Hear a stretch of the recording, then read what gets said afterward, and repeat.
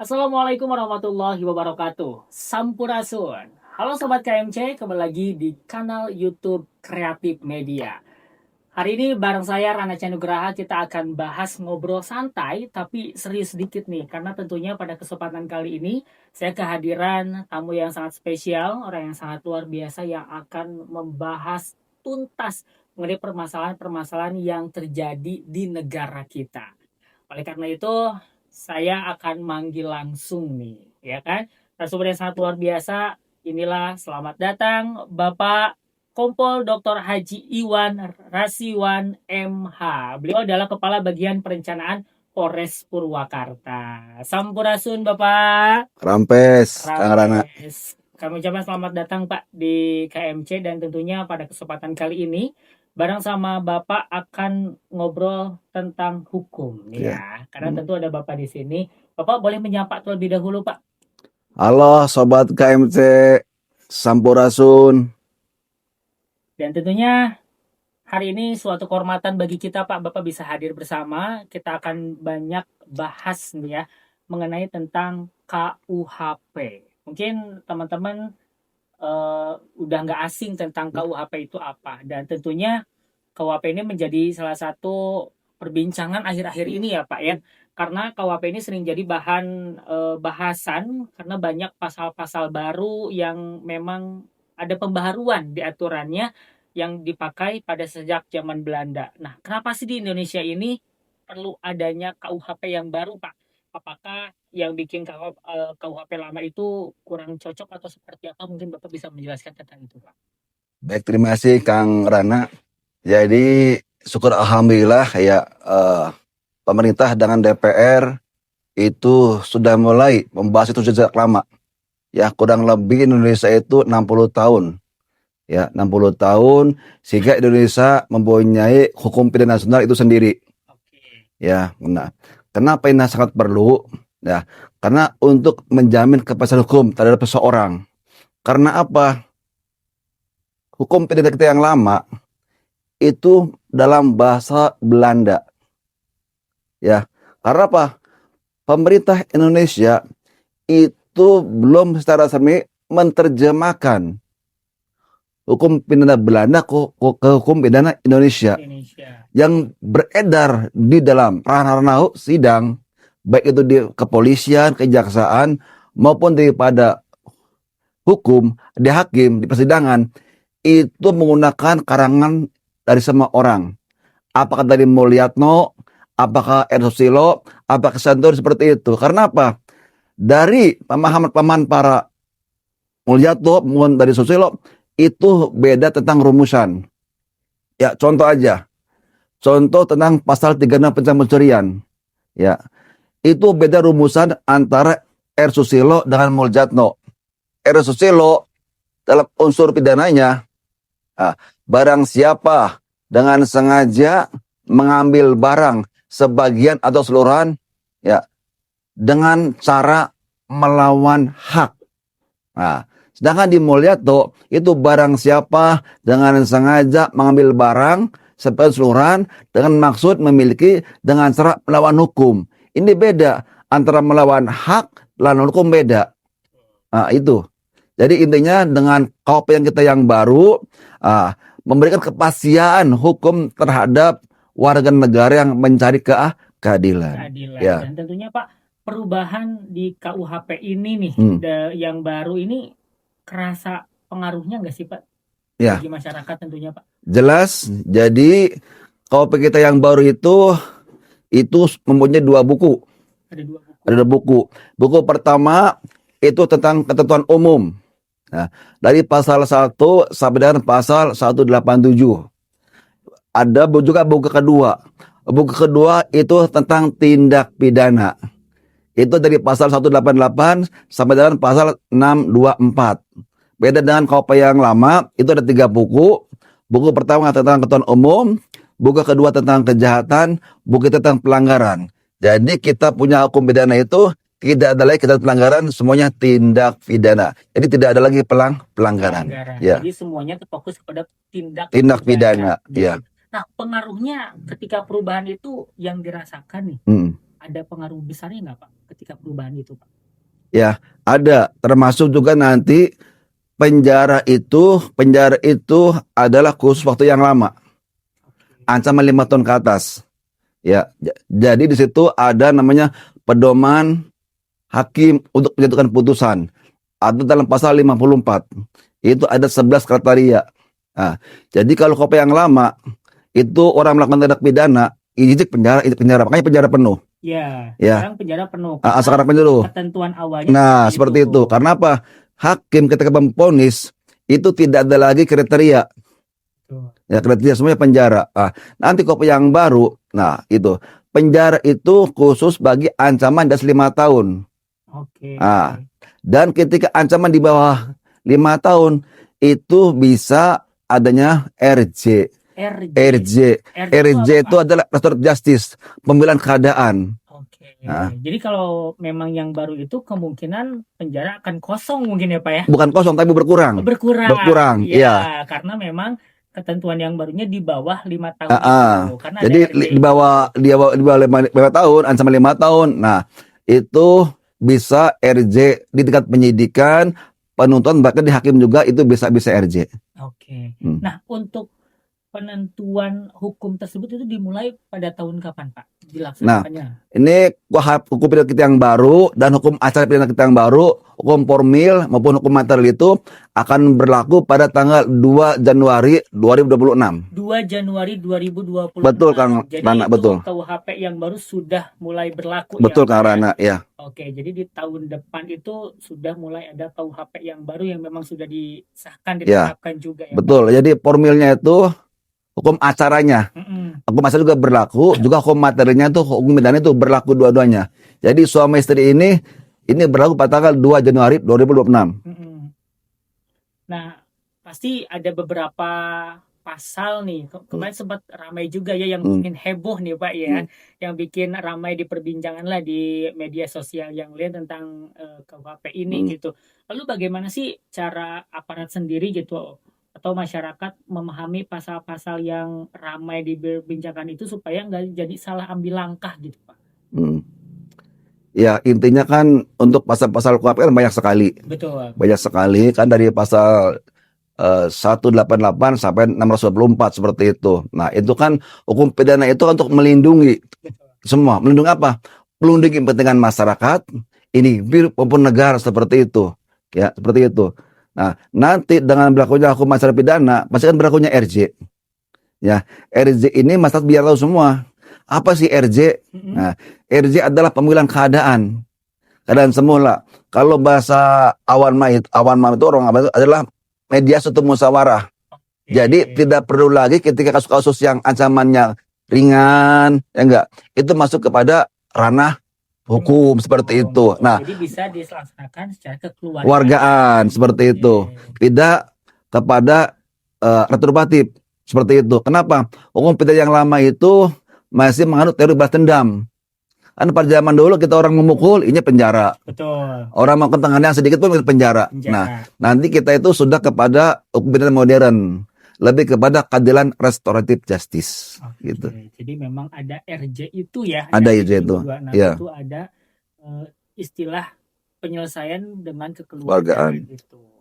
Oke, lalu mungkin ada kiat dari Bapak nih, karena masyarakat tadi banyak banget ya untuk pasal-pasalnya supaya masyarakat bisa memahami nih pasal-pasal itu supaya nggak salah ambil langkah dan harus seperti apa gitu ya.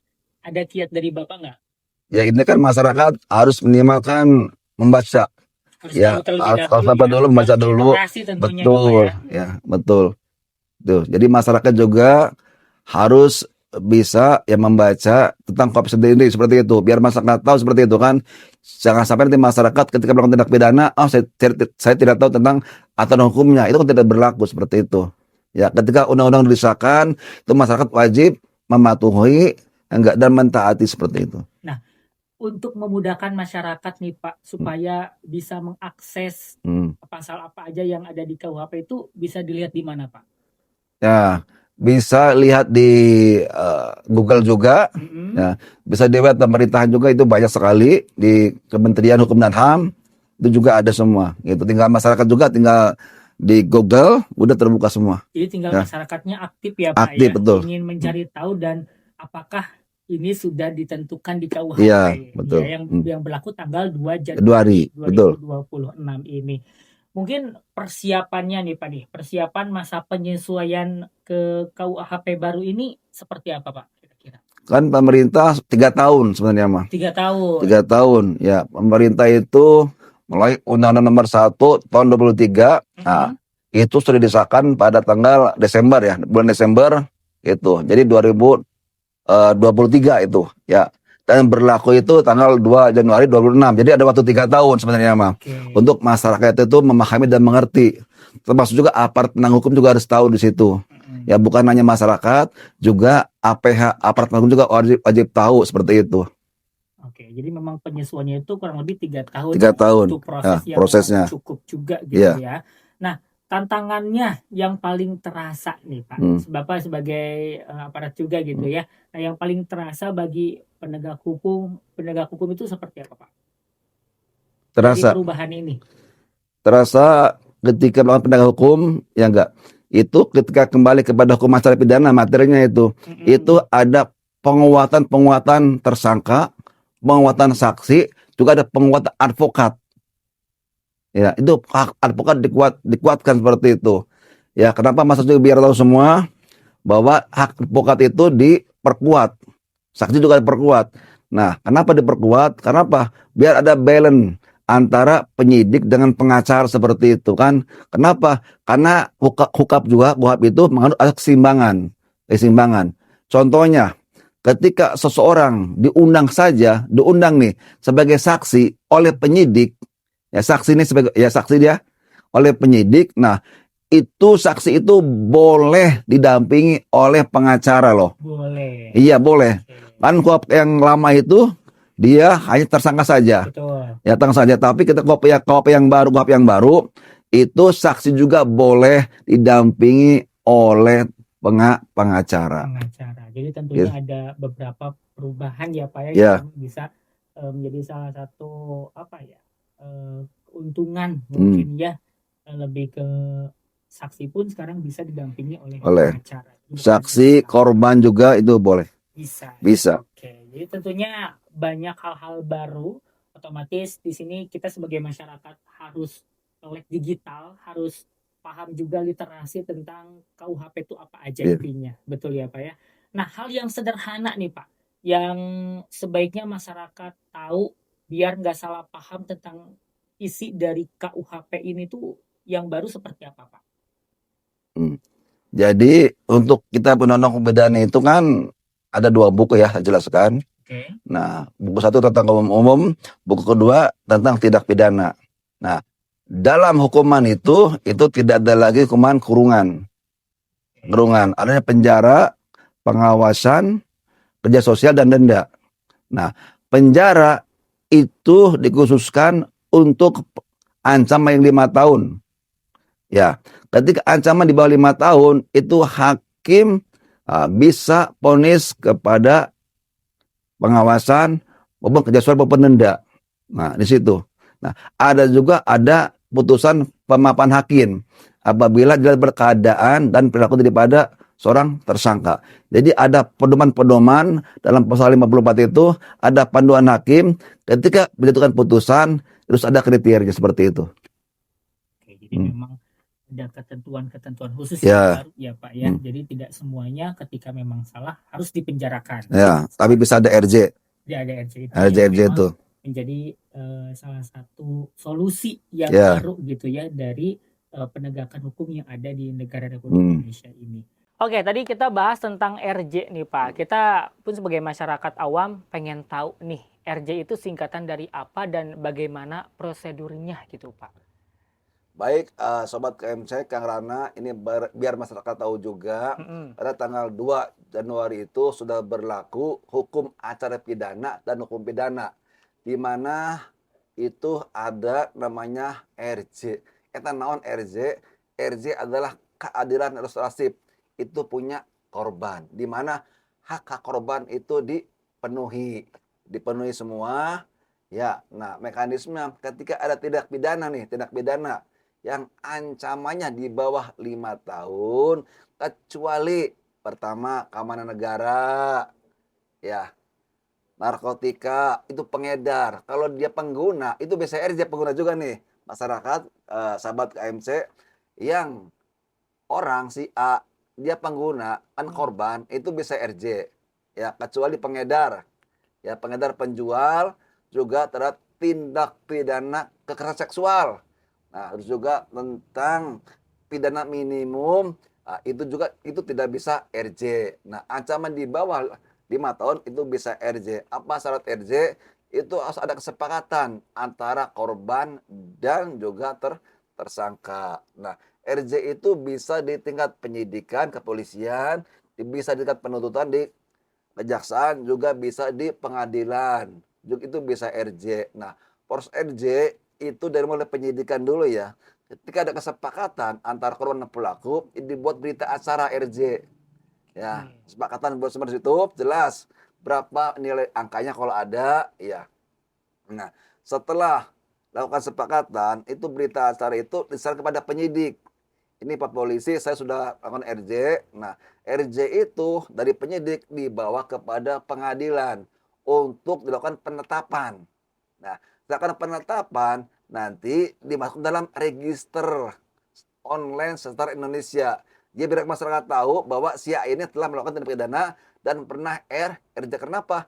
RJ hanya berlaku satu kali tindak pidana. Jadi kalau misalkan si A ini melakukan tindak pidana lagi di daerah lain, itu tidak bisa RJ. Nah, itu RJ ya. Nah, RJ ini di tingkat penyidikan, penuntutan, dan pengadilan, ingat, tidak ada biaya dan tidak ada lagi namanya komoditas. Ya, ini masyarakat juga harus jelaskan, tidak ada namanya RJ menggunakan uang. Ya, ini biar masyarakat paham. Jadi ketika ada penyidik yang minta uang, silakan lapor kepada Propampori, lapor kepada Iwasda di daerah masing-masing. Oke, jadi itu mengenai tentang RJD ini bisa jadi pelajaran baru juga nih untuk Ya, masyarakat ya, hmm, karena ini ada aturan baru juga yang hmm, akan berlaku pada tanggal 2 2 Januari. Januari 2026. Nah, Pak, sebelum kita mengakhiri perjumpaan kita pada kesempatan kali ini nih, ada pesan yang pengen disampaikan kepada masyarakat tentang aturan baru yang akan diterapkan di 2026 ini, Pak? Ya, baik untuk masyarakat dan Purwakarta dan sobat KMC, ini tentang hukum acara pidana sudah berlaku juga hukum pidana. Jadi di sini ada penguatan, ya, ada penguatan hak-hak saksi, penguatan hak tersangka, hak perempuan juga diperkuat, juga hak disabilitas. Jadi ketika tanggal 2 Januari lagi, itu penyidik tidak sewenang-wenang melakukan penyiksaan, itu tidak boleh terjadi lagi. Hmm. Kenapa? Di setiap pemeriksaan itu wajib ada kamera. Ada kamera apa? Biar pemeriksaan itu berjalan dengan fair, tidak ada lagi penyiksaan, tidak ada lagi intimidasi.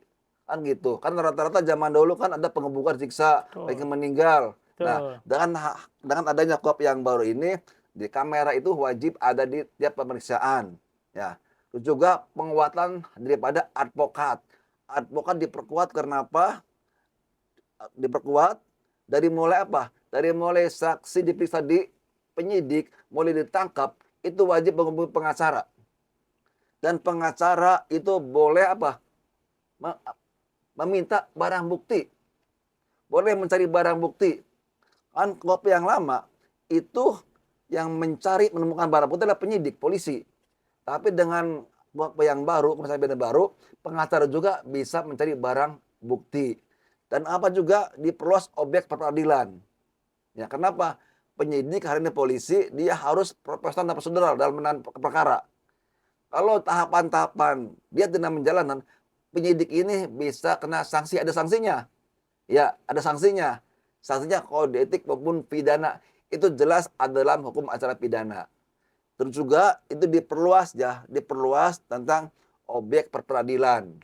Ya kemarin kan mungkin kopi yang lama hanya tersangka, ya penyitaan, tapi ketika objek itu diperluas, kenapa? Biar masyarakat tahu ketika laporan di polisi, ya artinya didiamin saja, tidak ada tindak lanjutnya selama misalkan 1 bulan, 2 bulan.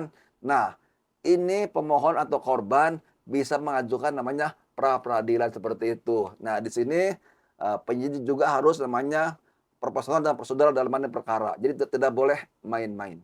Oke, itulah Sobat KMC pembahasan kita mengenai tentang KUHP ya, tentang hukum hari ini.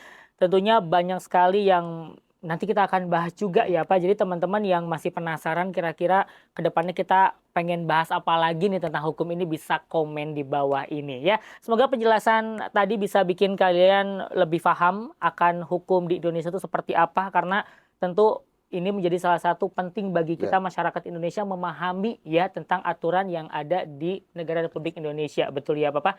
Mudah-mudahan bermanfaat untuk teman-teman semua KMC. Terima kasih banyak Bapak Iwan Terima kasih, atas Kang Rana. waktunya. Mudah-mudahan teman-teman KMC bisa lebih paham lagi. Dan tentunya kita tidak akan puas pertemuan kita pada kesempatan kali ini. Silakan teman-teman komen di bawah kira-kira ke depan kita akan bahas mengenai apa lagi tentang hukum yang ada di negara Republik Indonesia. Tentunya masih bersama Kreatif Media. Kita akan bertemu lagi di episode selanjutnya bersama saya Ranca Nugraha. Terima kasih. Wassalamualaikum warahmatullahi wabarakatuh. Sampurasun.